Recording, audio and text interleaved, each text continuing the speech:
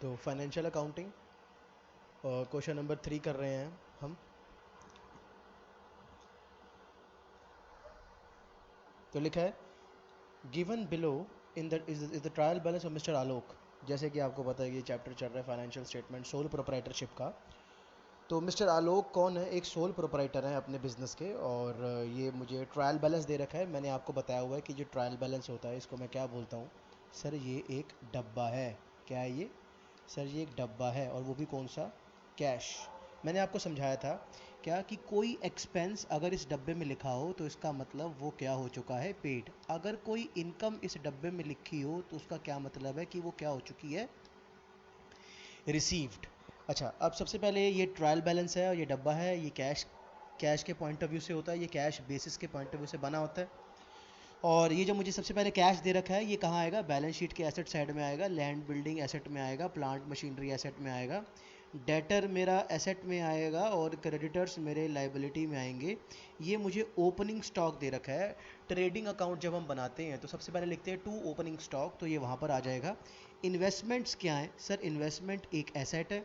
और परचेजेस कहाँ आएगी? सर ट्रेडिंग अकाउंट में जब टू परचेजेस लिखते हैं वहाँ आ जाएगा। और सेल्स कहाँ आएगा? सर ट्रेडिंग अकाउंट के बाय साइड में आ जाएगा by sales. Sir bank overdraft कहाँ आएगा? सर ये लाइबिलिटी है। सर वेजेस कहाँ आएगा? सर ये फैक्ट्री का खर्चा है। मैंने आपको बताया था कि फैक्ट्री के जितने भी खर्चे होते हैं वो सब ट्रेडिंग अकाउंट के टू साइड में आते हैं। तो ये ट्रेडिंग अकाउंट के टू साइड में आएगा। सर सैलरी क्या है? सर सैलरी ऑफिस के लिए, एम्प्लॉयज़ के लिए सैलरी होती है।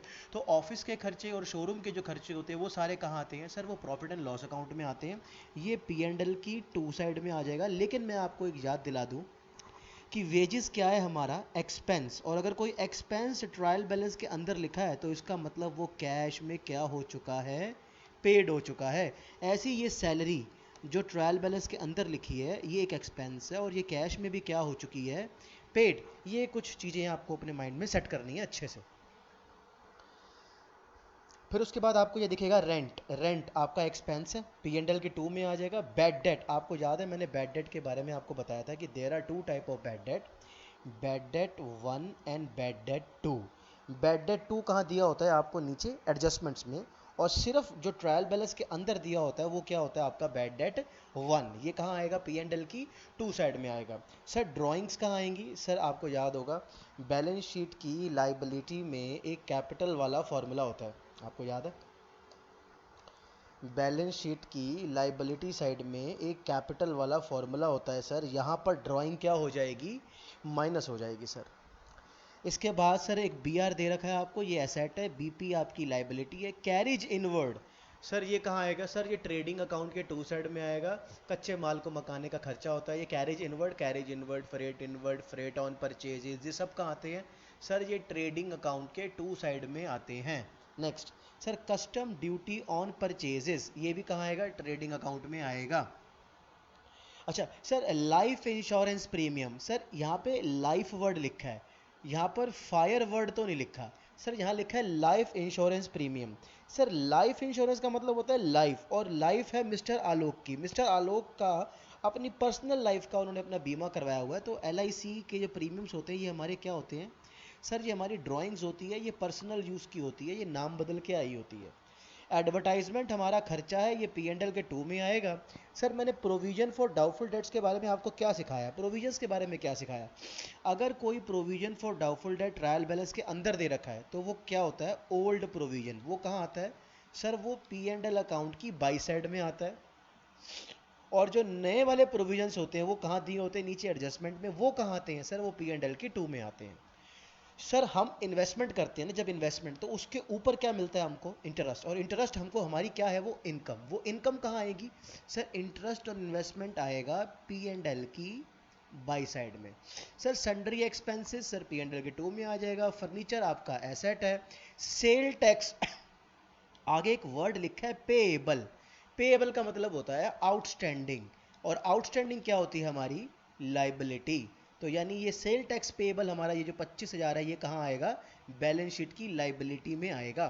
सर कैपिटल कहाँ आएगी? सर बिना कैपिटल के तो कोई बिजनेस ही नहीं शुरू होता। तो कैपिटल आएगी बैलेंस शीट के लाइबिलिटी वाले फॉर्मूले में, कैपिटल वाले फॉर्मूले में सबसे ऊपर कैपिटल। अच्छा फिर आ जाओ बैलेंस शीट, अब एडजस्टमेंट्स पे आ जाओ। क्लोजिंग स्टॉक ये कहाँ आएगा सर? ये ट्रेडिंग अकाउंट के बाई साइड में आएगा और बैलेंस शीट के एसेट साइड में भी आएगा। नेक्स्ट उसके बाद आप देखना, ये एक एडजस्टमेंट आपको समझानी है। इंक्लूडेड इन डेटर, कह रहे डेटर के अंदर 8,000 रुपये ऐसा है जो हमने राम से लेना है, और क्रेडिटर के अंदर 6,000 ऐसा है जो हमने राम को ही देना है। अब आप मुझे एक बात बताओ, आपने राम से 8,000 लेना है और राम को ही 6,000 देना है। यार किसी सेम बंदे से अगर मैंने 8,000 लेना हो, उसी सेम बंदे को मैंने 6,000 देना हो, तो यार हमारा 6,000 तो कैंसिल ही हो जाएगा। यार मैंने राम तेरे को 6,000 देना है, 6,000 मैंने तेरे को देना है और 8,000 तेरे से लेना है, तो 6 तो कैंसिल ही हो गया, तो 2,000 तो दे दे अब, है कि नहीं है? मैं आपसे ये चाहता हूँ कि जो वो 2,000 है ना, जो मैंने आज भी राम से लेना है, उसकी तरफ आप अपना ध्यान मत डालो। आप ध्यान यहाँ डालो, ये सोचो कि 6,000 और 6,000 दोनों तरफ से कैंसिल हुआ कि नहीं हुआ। आप एक चीज़ अपना माइंड सेट करो कि किसी सेम बंदे से अगर आपने पैसा लेना हो और किसी सेम बंदे को ही पैसा देना भी हो, ऐसी सिचुएशन में आपको क्या करना है? दो अमाउंट आपको मिलेंगे, जैसे यहाँ पर मिल रहा है 8,000 और मिल रहा है 6,000। दो अमाउंटों में विच एवर इज लेस, जो इनमें कम होगा वो आप डेटर में से और क्रेडिटर में से, दोनों में से क्या करवा दो? माइनस, क्योंकि अब 6,000 राम से मिलेगा नहीं और 6,000 मैं राम को दूंगा नहीं, ना मुझे राम से अब 6,000 मिलेगा, ना मैं राम को 6,000 दूंगा। अगर मेरे क्रेडिटर्स हैं 6,000 रुपये के, वो खत्म हो जाएंगे, और डेटरों के अंदर से भी मुझे अब 6,000 नहीं मिलेगा, मुझे सिर्फ कितना मिलेगा? अब 2,000 मिलेगा, 6,000 तो नहीं मिलेगा। तो डेटर के अंदर से मुझे 6,000 माइनस करना है, 2,000 माइनस नहीं करना। 2,000 तो मुझे अभी भी मिलना ही है, मिलना क्या नहीं है? 6,000, तो 6,000 माइनस करना डेटर में से सिर्फ। तो इस बात से आप ये सीखो, किसी सेम बंदे से अगर आपने पैसा लेना हो और किसी सेम ही बंदे को पैसा देना हो, तो दो अमाउंटों में विच एवर लेस, जो कम वाला अमाउंट होगा वो डेटर्स में से और क्रेडिटर में से, दोनों में से माइनस हो जाएगा और एडजस्टमेंट का इफेक्ट खत्म हो जाएगा। इसके बाद आपको याद है अप्रूवल वाली एडजस्टमेंट। अप्रूवल वाली एडजस्टमेंट के बारे में आपको याद है, मैंने आपको बताया था कि अप्रूवल वाले का मतलब होता है सेल्स रिटर्न। क्या होता है इसको मतलब? Sales return. सेल्स रिटर्न का मतलब क्या होता है? हमारा जो हमने सामान बेचा था वो हमको वापस आ गया, यानी सामान अगर वापस आ गया तो हमारे स्टॉक बढ़ जाएंगे, बिकॉज सामान वापस आ गया, सेल्स रिटर्न होगी। हमने जो सामान बेचा था वो सामान ही हमको वापस आ गया, तो हमारा स्टॉक बढ़ जाएगा और हमारी सेल्स क्या हो जाएंगी? कम हो जाएंगी, क्योंकि ये सेल तो हुई ही नहीं है। और जिनसे मैंने ये पैसे लेने होंगे सेल्स रिटर्न, क्योंकि अब उन्होंने हमारा सामान ही वापस कर दिया, तो अब हमको पैसे थोड़ी ना मिलेंगे उनसे जिनसे हमने पैसे लेने होंगे, और जिनसे पैसे लेने होते हैं वो तो हमारे डेटर होते हैं। तो डेटर में से भी आपको ये अमाउंट माइनस करना है। तो डेटर में से भी माइनस करना है, सेल भी माइनस करनी है, क्योंकि सेल भी नहीं हुई, पैसे भी नहीं मिलेंगे डेटर से, तो डेटर से भी माइनस, और स्टॉक भी बढ़ जाएगा क्योंकि सामान जो वापस आ गया, तो स्टॉक को भी बढ़ा देना। ये काम करनी है आपको। और यहाँ पर आपको बोला है कि जो हमने गुड्स बेचे हैं वो प्रॉफिट है 25% ऑन कॉस्ट, 25% ऑन कॉस्ट। अभी इसके बारे में डिस्कस करेंगे। फिर उसके बाद कह रहे हैं approval was not yet receive. मैंने आपको कहा था सामान बेचा है, अप्रूवल ही नहीं आया अब तक, तो ये सेल्स रिटर्न है। अच्छा फिर कह रहे हैं wages include 5,000 spent on the erection of the machine. Erection का मतलब होता है इंस्टॉलेशन। क्या मतलब होता है? इंस्टॉलेशन। देखिए आपने एक मशीन खरीदी थी, उसको इंस्टॉल कराने में आपका 5,000 रुपये लग गया था, तो आपको चेक करना चाहिए ऊपर ट्रायल बैलेंस में कहीं मशीन है। सर ये यस सर ये 50,000 रुपये की एक मशीन दिख रही है आपको, ये 50,000 की नहीं है, इसमें 5,000 रुपये इंस्टॉलेशन का जुड़ जाएगा, तो ये टोटल मशीन कितने की पड़ गई आपको? 55,000 रुपये की। इन्होंने कहा था कि उन्होंने ये 5,000 जो मशीनों की इंस्टॉलेशन का था, इसको गलती से कहाँ घुसेड़ दिया इन्होंने? वेजेस में। ये गलत कर दिया। देखिए यहाँ पर आपको ये वेजेस मिलेंगी, ये वेजेस दिख रही है 28,000 रुपये की, ये गलत है। इसके अंदर से 5,000 माइनस होगा और वही 5,000 जाके इस मशीन में जाके प्लस होगा, क्योंकि मशीनों की इंस्टॉलेशन का खर्चा मशीनों में जोड़ना चाहिए, वेजेस में क्यों जोड़ना चाहिए? तो वेजेस में से माइनस, मशीन में प्लस। नेक्स्ट मैंने आपको बताया था कि एडजस्टमेंट में अगर कोई प्रोविजन फॉर डाउटफुल डेट आपको दिया हो, जब वो आपको ऐसे बोलते हैं कि वो ऑन डेटर पे लगाओ, तो वो डेटर कौन से होते हैं? ग्रॉस डेटर होते हैं कि नेट डेटर होते हैं? सर वो नेट डेटर्स होते हैं। कौन से डेटर होते हैं? Net debtor. और जो ऊपर हमें ट्रायल बैलेंस में जो ये डेटर जो हमें ये दे रखे होते हैं, ये कौन से डेटर होते हैं? सर ये हमारे ग्रॉस डेटर होते हैं। मतलब ग्रॉस डेटर आपको ऊपर दे रखे होते हैं और नेट डेटर आपको कैलकुलेट करनी होती है। जैसे ही आप नेट डेटर कैलकुलेट करोगे, उसका 5% आपको क्या निकालना है? प्रोविजन फॉर डाउटफुल डेप्ट। और ये जो प्रोविजन फॉर डाउटफुल डेट आप निकालोगे, एडजस्टमेंट में जो नया प्रोविजन होता है वो कहाँ आता है? सर वो पी एंड एल की टू साइड में भी आता है और बैलेंस शीट की लाइबिलिटी में भी आता है। इसके बाद आप देखना प्रीपेड। प्रीपेड आपको पता है एसेट होता है। प्रीपेड क्या होता है? हमारा एसेट्स होता है। और प्रीपेड का मतलब क्या होता है? Paid in advance.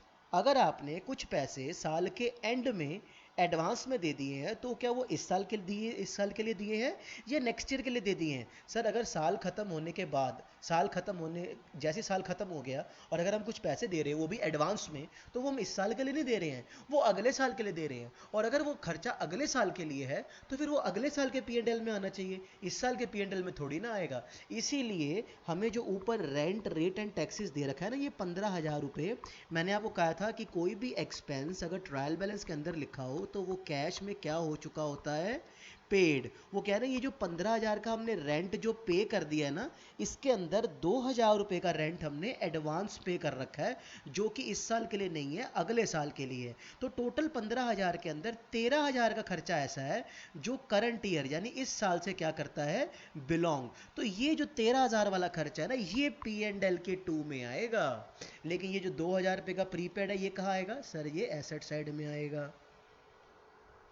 उसके बाद सर डेप्रिसिएशन है मशीनों के ऊपर, वो हम कर लेंगे, मशीनों का डेप निकालेंगे, उसमें से माइनस कर देंगे। और ये कह रखा है कि एडवर्टाइजमेंट के अंदर 20,000 की एडवर्टाइजमेंट ऐसी है जो इन्होंने किसी प्रोडक्ट को एट द टाइम लॉन्च करने पे लगाई थी, और कंपनी ने की पॉलिसी है, इस बिजनेस की पॉलिसी है कि इस 20,000 रुपये के खर्चों को हम 5 सालों में राइट ऑफ करेंगे रुक रुक के। देखिए राइट ऑफ का मतलब क्या होता है? सर राइट ऑफ का मतलब ये होता है प्रॉफिट में से माइनस करवाना। प्रॉफिट में से माइनस करवाना। राइट ऑफ का मतलब होता है प्रॉफिट में से माइनस करवाना। अब 20,000 रुपये का खर्चा था, वो चाहते हैं इस 20,000 की 5 किस्तें बन जाएं। अगर आप 20,000 को 5 से डिवाइड कराओगे तो आपका 4,000 आएगा। वो कह रहे हैं 4,000 रुपये की किस्त बना दो और हर साल प्रॉफिट में से सिर्फ 4,000 रुपये माइनस करते रहना, और 5 साल तक प्रॉफिट में से 4,000 रुपये माइनस करते रहना। 5 साल तक हमारा 20,000 रुपये का एडवर्टाइजमेंट का जो खर्चा है वो क्या हो जाएगा? प्रॉफिट में से थोड़ा थोड़ा थोड़ा रुक रुक के माइनस हो जाएगा। जैसे किस्तें नहीं होती हैं, वैसे हो गया ये। तो वो कह रहे हैं कि 20,000 का ये एक खर्चा है जिसको 5 सालों में 5 किस्तों में प्रॉफिट में से राइट ऑफ करवाएंगे, यानी प्रॉफिट में से रुक रुक के माइनस करवाएंगे। तो 20,000 को 5 से डिवाइड कराओगे 4,000 आ जाएगा, तो पी एंड एल अकाउंट की 2 साइड में 4,000 रुपये लिख देना। फिर अगले साल के पी एंड एल के 2 में फिर 4,000 लिख देना। फिर अगले साल के पी एंड एल के 2 में फिर 4,000 लिख देना। फिर ऐसे मतलब 5 साल के लगातार जो पी एंड एल बनेंगे, हर साल पी एंड एल के 2 में 4,000 4,000 4,000 4,000 लिखते रहेंगे ऐसे। आई होप आपको ये क्लियर हो गया हो एडजस्टमेंट। ये सारा टॉपिक जो मैंने आपको समझाया है, ये है क्वेश्चन नंबर 3, और हम इसको अब सॉल्व करेंगे। हाँ जी सर, तो क्वेश्चन नंबर 3 सॉल्व कर रहे हैं। जैसे कि मैंने आपको बताया हुआ है क्या कि जब भी आप फाइनल अकाउंट का क्वेश्चन सॉल्व करते हो तो सबसे पहले आपको क्या बना लेना चाहिए? फॉर्मेट। देखो बिना फॉर्मेट के कुछ नहीं हो सकता। तो जैसे कि मैंने फॉर्मेट पहले बना लिए। सबसे पहले मैंने ट्रेडिंग अकाउंट है, 2 ओपनिंग स्टॉक है, 2 purchase minus purchase return plus carriage inward, यानी इस परचेज को मंगाने में हमारा क्या लगता है? Carriage inward. आपको याद होगा कैरेज इनवर्ड जो है ट्रेडिंग के 2 में आता है, लेकिन जो कैरेज आउटवर्ड होता है वो पी एंड एल की 2 में आता है। नेक्स्ट उसके बाद बैलेंस शीट की लायबिलिटी में वो फॉर्मूला नहीं होता, वो मैं लिख चुका हूँ। Capital plus interest on capital plus मैंने अपने मालिक को क्या क्या लौटाना है। एक तो मैंने उसको अपना कैपिटल देनी है, उसके ऊपर ब्याज भी देना है, प्रॉफिट भी लौटाना है। ये 2 चीज़ें मैंने उससे लेनी थी। ड्राइंग मैंने लेनी है, उसके ऊपर ब्याज भी मैंने उससे लेना है। तो ये सारा हमारा कैपिटल में एक लायबिलिटी में एक फॉर्मूला हो गया, और एसेट साइड में क्लोजिंग स्टॉक हो गया। ये वही स्टॉक है जो अभी तक नहीं बिका, ये अगले साल बिकेगा। तो ये हमारा मतलब पहले एक फॉर्मेट है, बिना फॉर्मेट के कुछ होता नहीं है। तो मैं चाहता हूँ कि फाइनल अकाउंट का क्वेश्चन जब भी आप करो तो सबसे पहले क्या बनाया करो? फॉर्मेट। फॉर्मेट बनाने के बाद आप सॉल्व करा करो नीचे एडजस्टमेंट्स। सबसे पहले आप एडजस्टमेंट सॉल्व करा करो, एडजस्टमेंट सॉल्व करने के बाद करा करो लास्ट में छाटा छाटी। इस तरीके से आप अपना क्वेश्चन जो है वो सॉल्व करा करो। तो क्वेश्चन करते हैं फाइनल अकाउंट का। तो मैं एडजस्टमेंट देख रहा था और मुझे क्लोजिंग स्टॉक दिया हुआ है 40,000। आपको याद होगा क्लोजिंग स्टॉक की मैंने आपको 2 एडजस्टमेंट सिखाई हुई हैं, याद है आपको? क्लोजिंग स्टॉक की मैंने आपको 2 एडजस्टमेंट सिखाई हैं। एक तो मैंने आपको क्लोजिंग स्टॉक की एडजस्टमेंट सिखाई थी कॉस्ट प्राइस और market price which ever less, जो कम वाला होता है वो वैल्यू लेते हैं। और मैंने आपको एडजस्टमेंट सिखाई थी अप्रूवल वाली। अप्रूवल का मतलब होता है सेल्स हो गया होगा या फिर सेल्स रिटर्न हो गया होगा, मतलब अप्रूवल का मतलब होता है सेल्स रिटर्न, ठीक है? तो ये 2 एडजस्टमेंट मैंने आपको सिखा रखी हैं। तो अभी एट प्रेजेंट जो हम अपना क्वेश्चन कर रहे हैं, मुझे ये देखना है कि इसमें क्लोजिंग स्टॉक की विच एवर लेस वाली एडजस्टमेंट है क्या? नहीं सर, ऐसा कुछ नहीं है। अच्छा चेक करो अप्रूवल वाली एडजस्टमेंट है क्या? हाँ सर, 4th एडजस्टमेंट में हमें अप्रूवल वर्ड दिख रहा है, इसका मतलब अप्रूवल वाली एडजस्टमेंट है। तो मैं क्लोजिंग स्टॉक का जो अमाउंट है उसको डायरेक्ट आउटर कॉलम में नहीं लिख सकता। तो प्लीज़ हमें देखना चाहिए क्लोजिंग स्टॉक हमारा है कितना। 40,000 है, तो हमें यहाँ आना है। हमारा क्लोजिंग स्टॉक है कितना? 40,000 का हमारा क्लोजिंग स्टॉक है। और इसमें अब मैं ये देख रहा था अप्रूवल वाली एडजस्टमेंट में क्या कि 5,000 रुपये की सेल थी। देखो एक टॉपिक होता है, लाइक आपको पता होना चाहिए, ये तो बड़ी सिंपल सी बात है। एक वर्ड, एक सेल होता है और एक कॉस्ट होता है, और कॉस्ट में जब प्रॉफिट को प्लस करते हैं तो क्या निकलती है? तो हमारी निकलती है सेल, ठीक है? उन्होंने हमें बोला था कि सेल्स इंक्लूड 5,000, यानी सेल के अंदर 5,000 इंक्लूड है, यानी 5,000 हमको क्या दे रखा है सर? 5,000 हमारी सेल है। उन्होंने क्वेश्चन में बोला हुआ है कि प्रॉफिट कितना है? 25% ऑन कॉस्ट। प्रॉफिट क्या है? 25% ऑन प्रॉफिट है सर हमारा 25%, और वो भी किसके ऊपर है? On cost. अब मुझे बताओ, क्या आपको कॉस्ट पता है क्या? नहीं पता ना, तो कॉस्ट को आप क्या लेट कर रहे हो? जो चीज़ आपको नहीं पता होती ना, प्लीज़ आप उसको 100% लेट कर लिया करो। इनको दोनों को, कॉस्ट और प्रॉफिट को प्लस करने के बाद, मतलब जो चीज़ आपको नहीं पता होती आप उसको 100% क्या कर लोगे? लेट। इसको क्या करोगे आप? हमेशा लेट। तो अब इन दोनों को प्लस करके हमारी सेल कितनी हो जाएगी? 125%। यानी ये जो हमें वैल्यू दे रखी है ना 5,000, ये सेल है, और सेल कितनी है? 125% है। यानी ये 5,000 125% है। आप इस 5,000 को 125 से डिवाइड करा के जब इनटू करोगे ना 25, तो आपको क्या मिल जाएगा? प्रॉफिट। आप करके देख लो, 1/5, और ये आपका आ जाएगा 1000। यानी प्रॉफिट कितना आ गया? 1000। अब 5,000 की सेल है, 1,000 रुपये का प्रॉफिट है, तो 4,000 के बीच में क्या है? कॉस्ट है। इस तरीके से मुझे पता लगा कि मेरे 4,000 का सामान था जिसको मैंने 5,000 में क्या कर रखा था? सेल। और ये सेल है नहीं है, ये क्या है? मेरी सेल्स रिटर्न। क्यों? क्योंकि ये एडजस्टमेंट में क्या वर्ड लिखा हुआ था?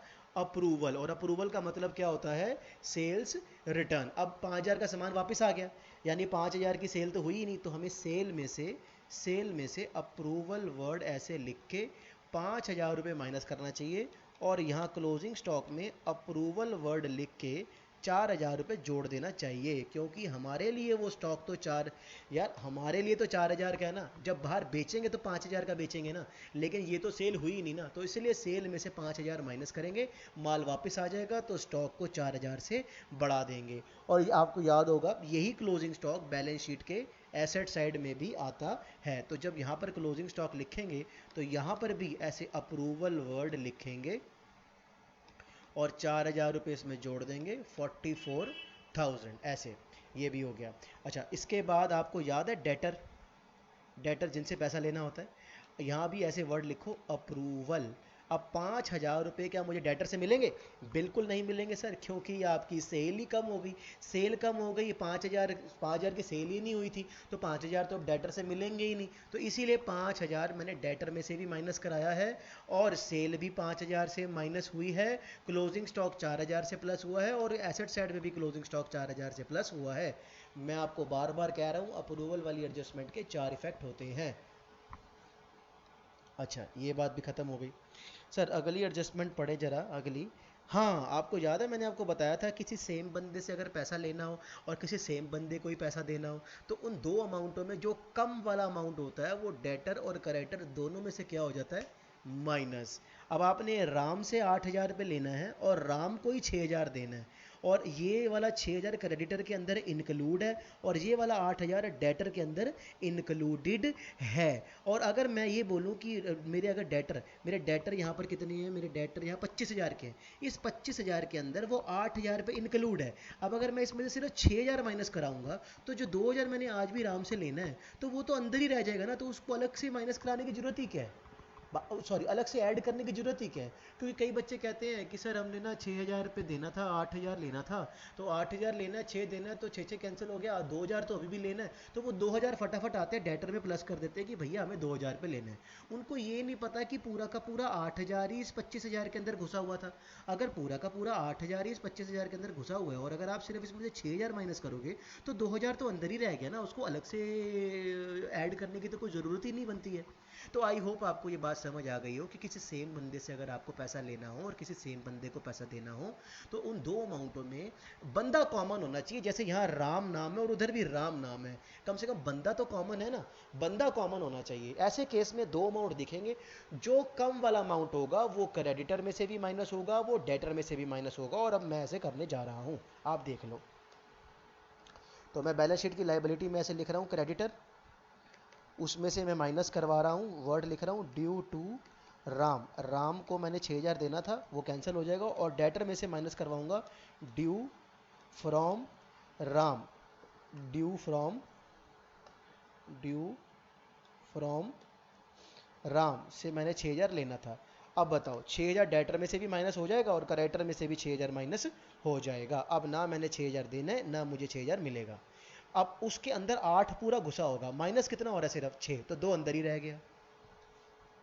अच्छा सर अगली एडजस्टमेंट देखे क्या है, ओ बी आर 6,000 5,000 का बिल था, वो क्या हो गया, डिसऑनर। आपको याद होगा मेरी सेकंड वीडियो थी जिसके अंदर ना मैंने आपको कुछ इंपॉर्टेंट बेसिक्स बताए थे, और शायद आप बोर हो रहे होगे और आपने देखी नहीं होगी क्योंकि आप लोग नलायक को कम देखते हो, कम पढ़ते हो। वीडियोस को इस तरीके से देख के पढ़ना वो पोटेंशियल वाला जो बच्चा होता है बस वही करता है। एनीवे, तो मैं ये कह रहा था क्या कि मैंने आपको बताया कि जो बैड डेट्स होते हैं ना, बैड डेट और होता है हमारा एक डेटर। अगर हमारे बैड डेट बढ़ते हैं तो डेटर क्या होते हैं, कम।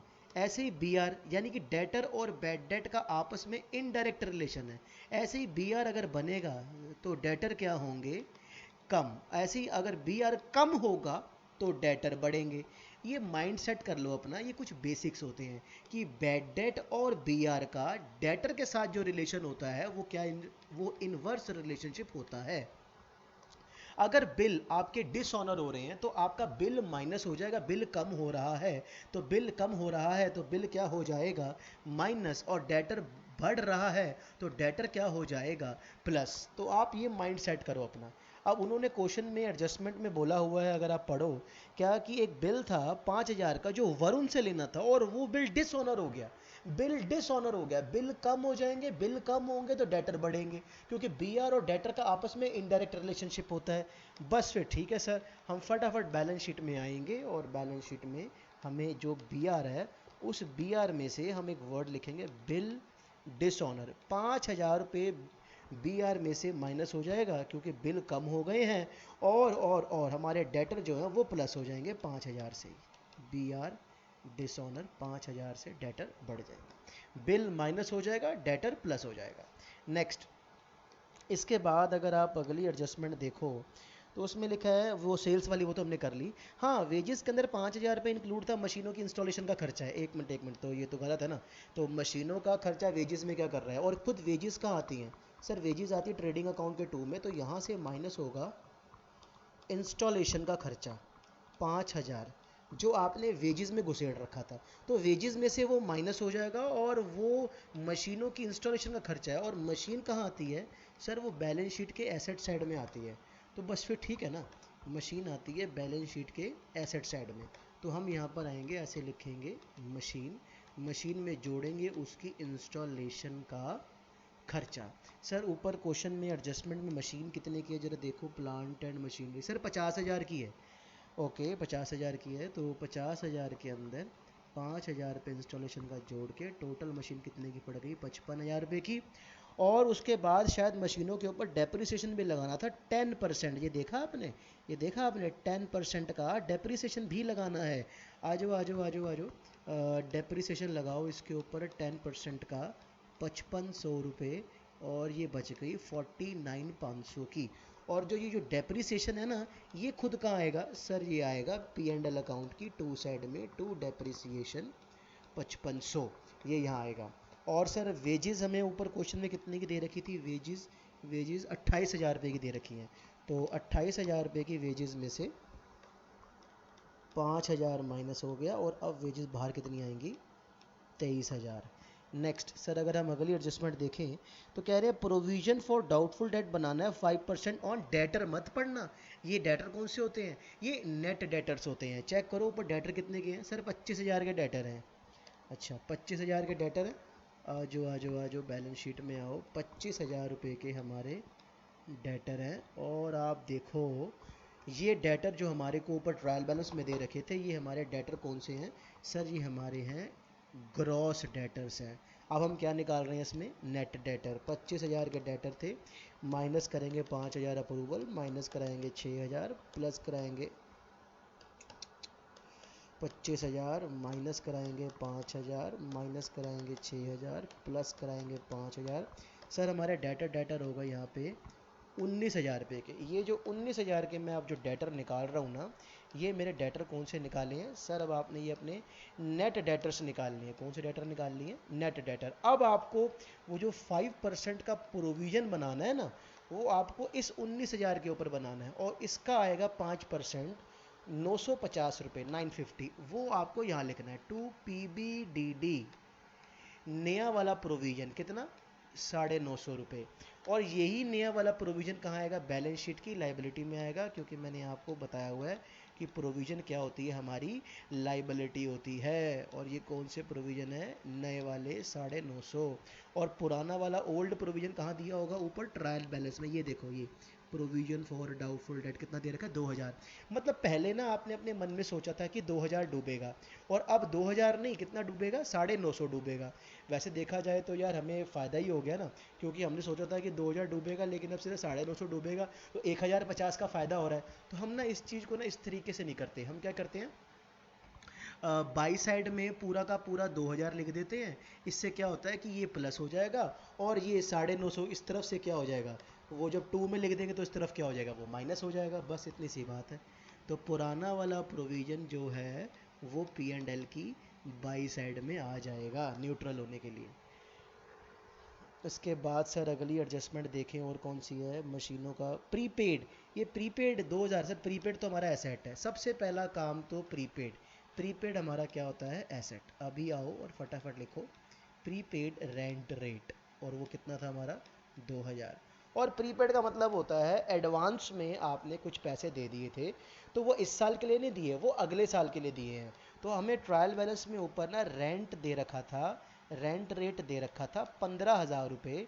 अगर ट्रायल बैलेंस के अंदर कोई खर्चा लिखा होता है तो वो तो कैश में पे हो चुका होता है, तो 15,000 रुपये तो हमने कैश में पे कर दिया होगा। लेकिन इसके अंदर 2,000 रुपये हमने एडवांस पे कर रखा है, जो 2,000 इस साल से बिलोंग नहीं करता। क्योंकि ये जो P&L अकाउंट बनाते हो आप, ये बनता है एग्जैक्टली सिर्फ 12 महीनों का, जो सिर्फ करंट ईयर का है। यहाँ पर सिर्फ करंट ईयर के खर्चे आते हैं, सिर्फ करंट ईयर के। तो 15,000 के अंदर 2,000 तो अगले साल का खर्चा है, क्योंकि एडवांस दे दिया था आपने, तो वो अगले साल के P&L में आएगा, इस साल के P&L में थोड़ी ना आएगा। इस साल के P&L में सिर्फ 13,000 आएगा, क्योंकि ये खर्चा इस साल का है।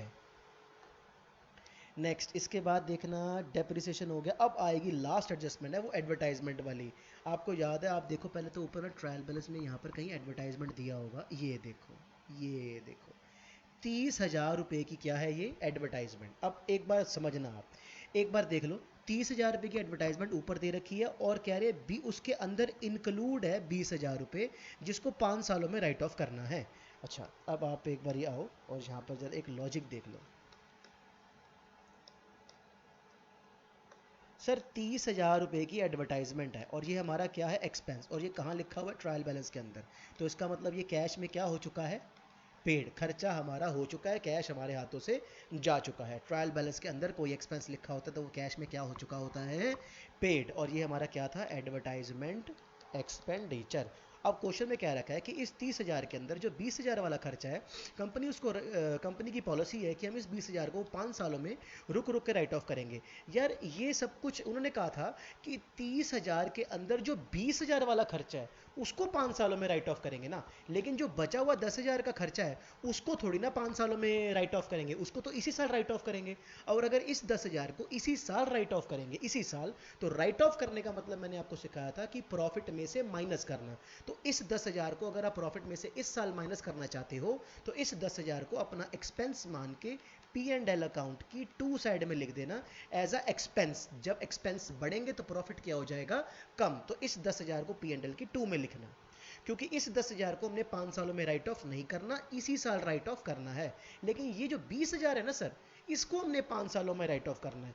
यानी कि इसको 5 सालों का मतलब हो गया 4-4 हज़ार करके इसकी किस्तें कितनी बन जाएंगी, 5 किस्तें बन जाएंगी। इसकी कितनी बनेंगी, पूरी 5 किस्तें। इसका पहला 4,000 इस साल के प्रॉफिट में से क्या होगा, माइनस। यानी कि एक तो ये वाला 10,000 इस साल के प्रॉफिट में से माइनस होगा और ये एक 4,000 इस साल के प्रॉफिट में से माइनस होगा। टोटल 14,000 रुपये इस साल के प्रॉफिट में से माइनस होगा। तो आप अपने पी एंड एल अकाउंट की टू साइड में 14,000 रुपीज़ लिखना एज अ एक्सपेंस इस साल का। और जो ये बचे हुए ये वाले हैं ना सारे, ये जो अभी तक प्रॉफिट में से माइनस नहीं हुए, आपको मैं बता रहा हूँ अपने बेसिक्स क्लियर करो। क्या, ये एक आपको बता रहा हूँ, ऐसा कोई एक्सपेंस जो प्रॉफिट में से अभी तक माइनस ना हुआ हो उसको हम बैलेंस शीट के एसेट साइड में लिखते हैं। ये वीडियो को आप बार बार देख लेना, मैंने आपको बता दिया। कोई एक्सपेंस अगर प्रॉफिट में से माइनस ना हुआ हो उसको कहाँ लिखते हैं, बैलेंस शीट के एसेट साइड में लिखते हैं। ये बेसिक्स हैं, ये बेसिक्स हैं। अब 30,000 रुपये का खर्चा था, आप पी एंड एल के टू में सिर्फ 14,000 लिख रहे हो, तो क्या आपने 16,000 लिखा, अभी तक नहीं लिखा।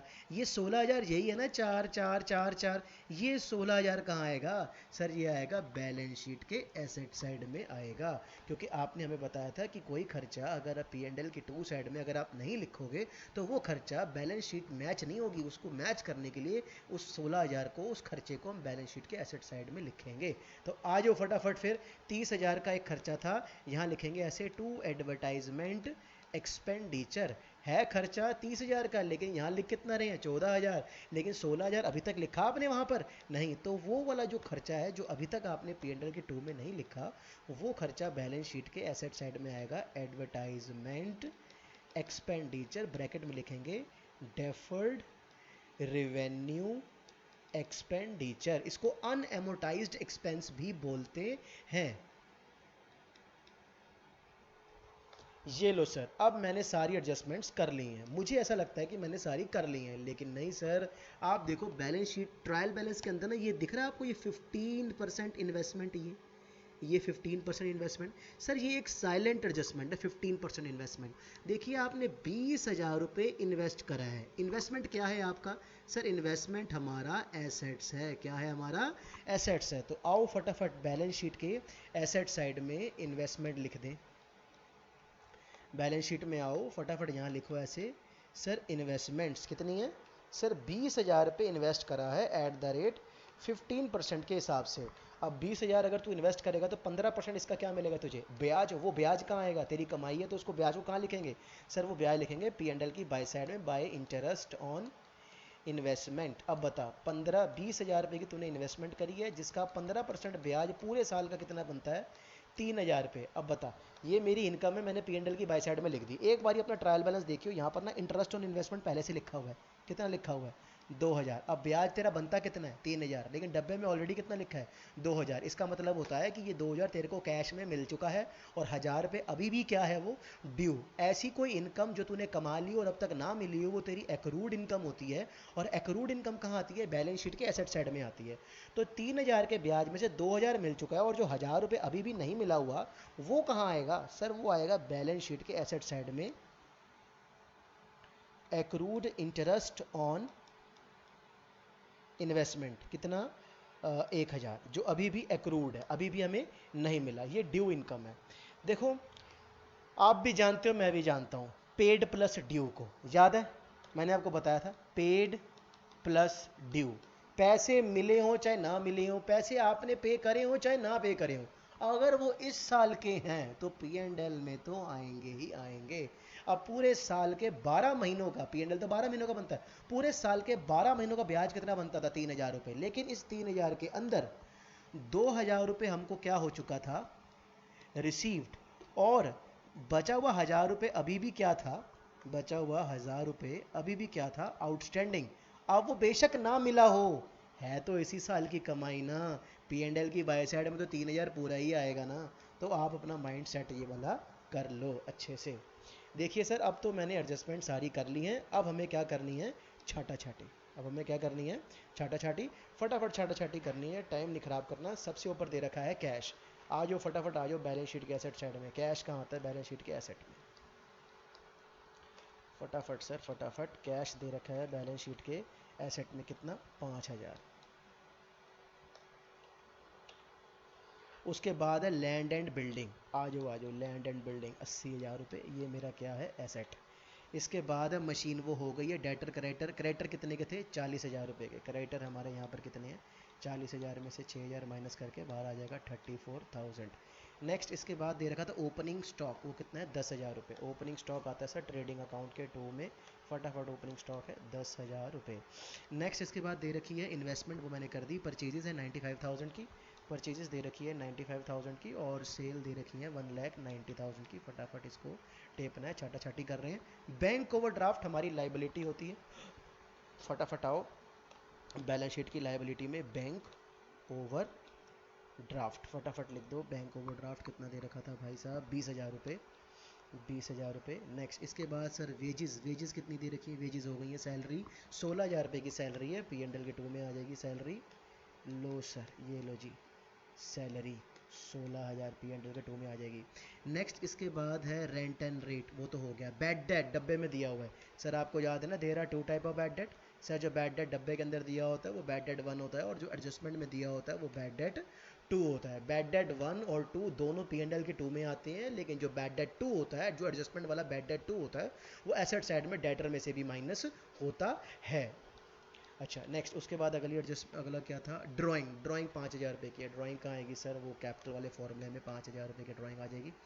उसके बाद ड्राइंग आ गई, ड्राइंग। फिर BR BP दे रखे हैं भाई साहब। ये BR हमारा एसेट है, BR हमारा एसेट है कितना? 15,000 रुपये। और BP भी दे रखा था साथ, BP है 21,000 रुपये।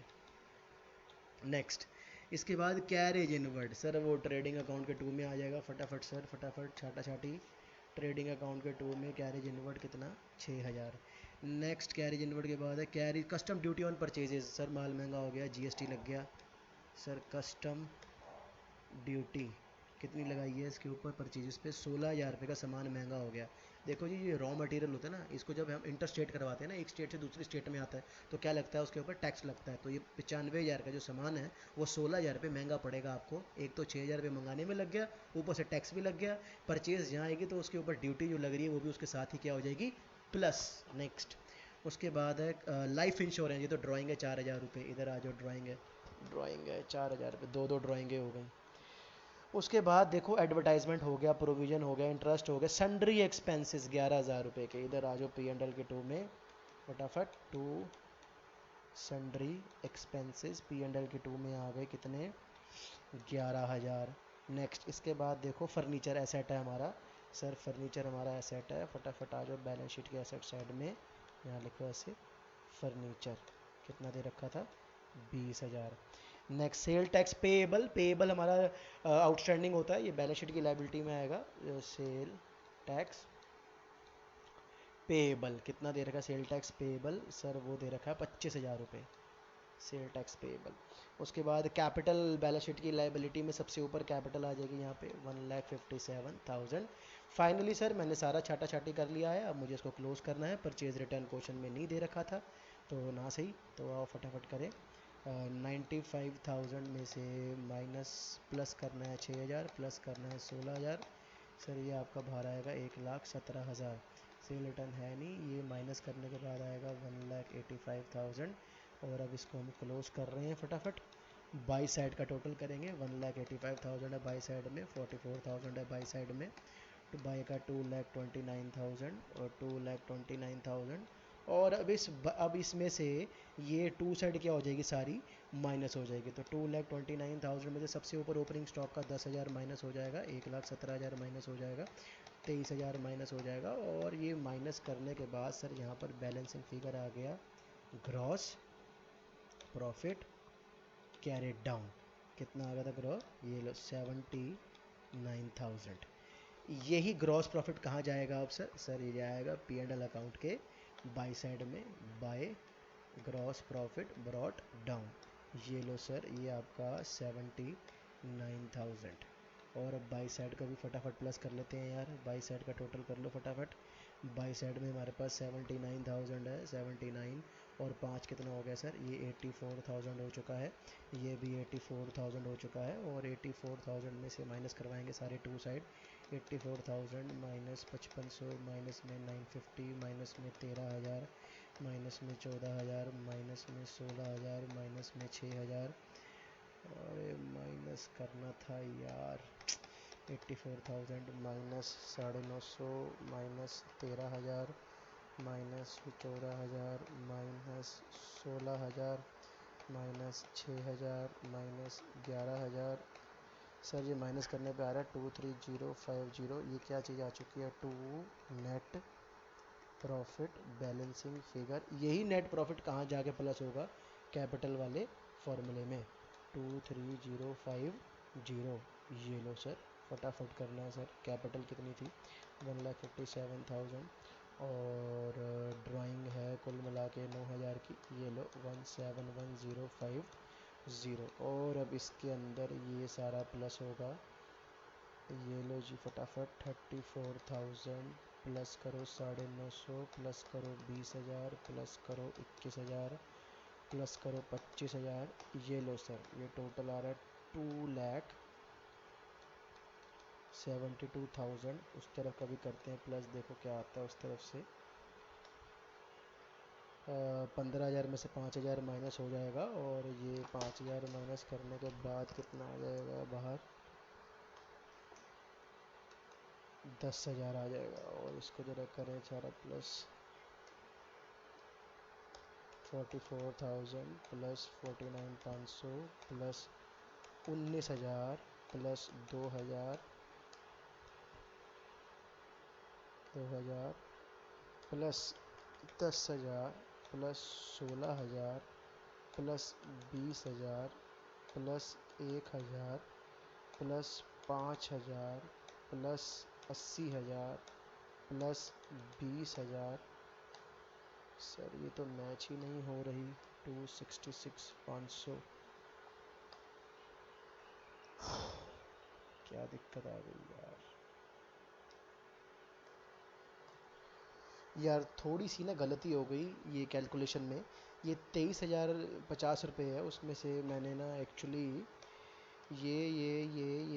ये सारा माइनस कर दिया, ये माइनस करना भूल गया था, इसको माइनस कर दिया है अब। और इसको माइनस करा के आ रहा है 17,550।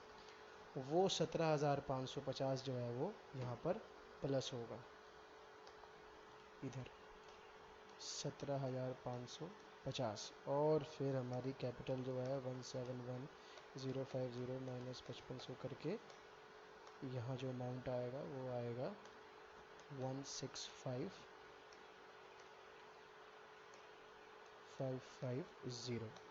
और अब ये सब कुछ करेंगे तो हमारा बैलेंस शीट मैच हो जाएगा, 266,500। इस तरीके से आपको पेपर में ये क्वेश्चन करना है। आपको कोई पर्सनल कोई डाउट आया अभी भी तो आप मेरे से व्हाट्सएप पे क्वेरी कर सकते हो।